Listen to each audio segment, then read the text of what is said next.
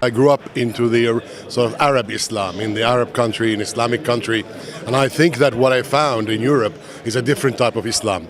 It's an Islam that is not actually was formed in its original and its natural place. It was coming in from immigrants from completely different areas of the world. So I took, for example, the UK. So the UK Islam is mostly, vast majority, is that from Bangladesh, India, and Pakistan.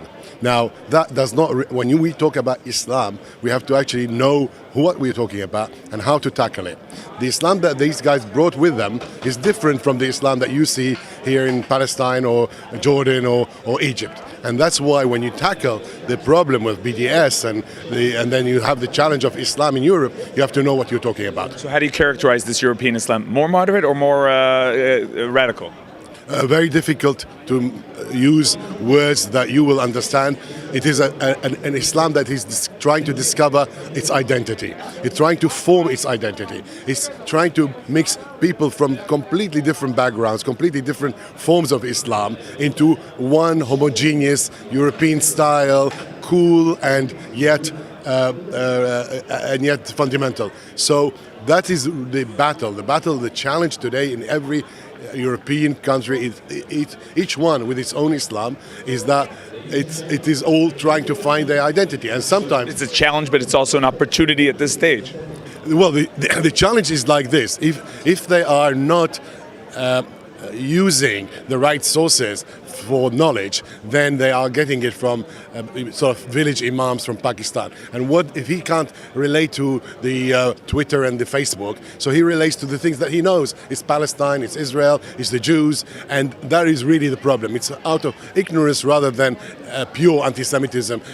Anti-Semitism in Islam did not exist in its own because we lived as Jews from Arab countries for 1,400 years. Now, if there was this anti-Semitism that's developing today, we wouldn't have survived more than a few days. So how did we survive 1,400 years? And that's really the challenge for us to understand and to know in order to tackle and to coexist. So it bothers you when people put together anti-Semitism and Islam. You're saying it's a different ballgame. Totally, completely, and absolutely. The source of anti-Semitism in Islam, it started from Al-Banna in Muslim Brotherhood in Egypt, who copied whatever the Mein Kampf is, and that's how he imported European anti-Semitism into the Middle East and into Islam. So to deal with it, you have to define it precisely. Total knowledge, and I don't understand the hysteria at the moment in the Israeli press about BDS and about Islam in Europe. There is a hysteria that is sort of suddenly they discovered that the earth is flat or round or so. It's just amazing that there's not much resources invested in understanding, in listening, in creating skills that we the Jews are famous for, and we should be able to again. So just the last question. So instead of the hysteria, what do you ignore? It's not really such a significant threat? Absolutely not at all. 3 years ago, when we went to the Israeli government and said BDS, they said shtuyot, this will pass, who cares, our economy is... If you say in Hebrew, yeah, beseder, it'll be okay. Yeah, beseder. Now, I understand that there is some funds that Prime Minister Netanyahu has put $26 million.